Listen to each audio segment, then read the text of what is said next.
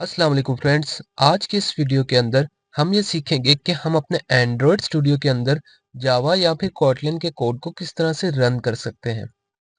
Android studio के अंदर जावा या कोटलिन के कोड की प्रैक्टिस करने के लिए आपको एक न्यू प्रोजेक्ट बनाना पड़ता है। न्यू प्रोजेक्ट बनाने के लिए आप अपने लेफ्ट साइड पे फाइल के ऑप्शन में जाएं। यहाँ पर आपको न्यू का ऑप्शन नजर आएगा, इसके अंदर जाएं। यहाँ पर आपको न्यू प्रोजेक्ट का ऑप्शन नजर आएगा, आप इसके ऊपर क्लिक कर दें।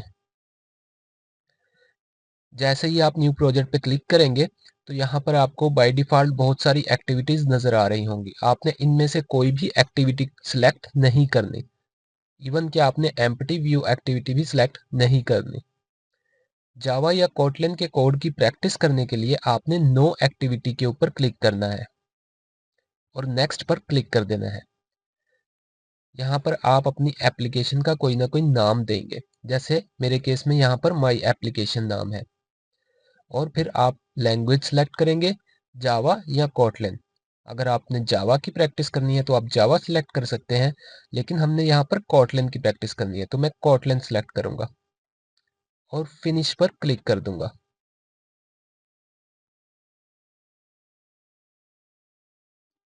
जैसे ही मैंने फिनिश पे क्लिक किया तो हमारा प्रोजेक्ट क्रिएट होना स्टार्ट हो गया। कुछ ही देर में हमारा प्रोजेक्ट क्रिएट हो जाएगा। सो फ्रेंड्स, हमारा प्रोजेक्ट क्रिएट हो चुका है। कोटलिन की प्रैक्टिस करने के लिए मैं कोटलिन की एक न्यू फाइल क्रिएट करूंगा इस प्रोजेक्ट के अंदर। न्यू फाइल क्रिएट करने के लिए आप लेफ्ट साइड पर ऐप के फोल्डर के अंदर जाएंगे और यहाँ पर आपको जावा का फोल्डर नजर आएगा। आप इसके अंदर जाएंगे और यहाँ पर जो पहला पहला पैकेज है इसके ऊपर राइट क्लिक करेंगे और न्यू के ऑप्शन के अंदर आपको कोटलिन क्लास का ऑप्शन नजर आएगा। आप इसके ऊपर क्लिक करें। यहाँ पर मैं क्लास बनाने की बजाय कोटलिन की फाइल बनाऊंगा और इस फाइल को मैं कोई नाम देता हूँ, जैसे माई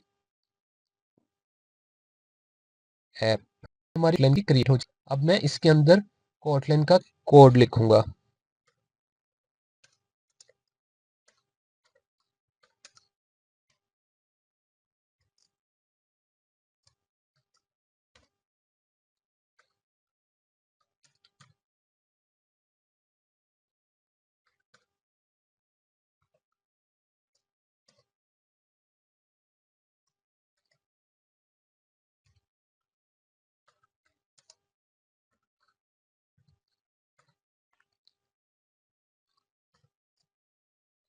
अब इस कोटलिन के कोड को रन करने के लिए आपको राइट साइड पे ऊपर जो प्ले का बटन नजर आ रहा है इसके ऊपर आपने हरगिज भी क्लिक नहीं करना, नहीं तो आपका एमुलेटर स्टार्ट हो जाएगा।